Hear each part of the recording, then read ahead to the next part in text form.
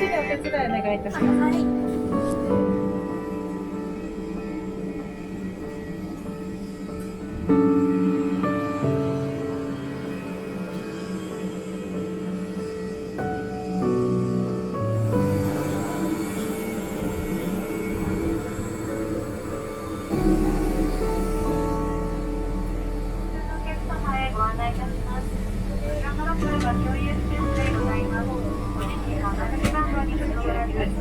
空いているスペースをご利用ください。荷物ご収納の際は恐れ入りますが、一歩お座席側へお寄りいただきましてからのご収納をお願いいたします。式内の照明を暗くいたします。お手元に明かりが必要な方は頭上の読書とご利用ください。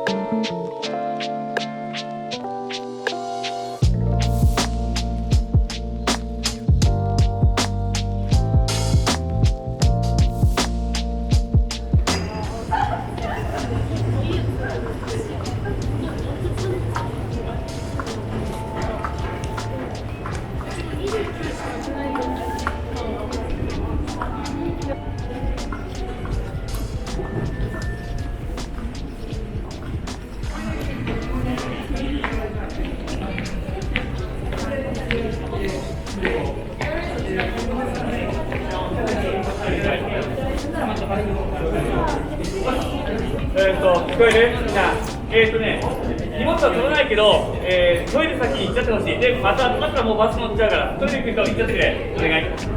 お手洗いしなかったらお手洗い今のうちに済ませておいてください。この後1時間20分ぐらいバスで移動します。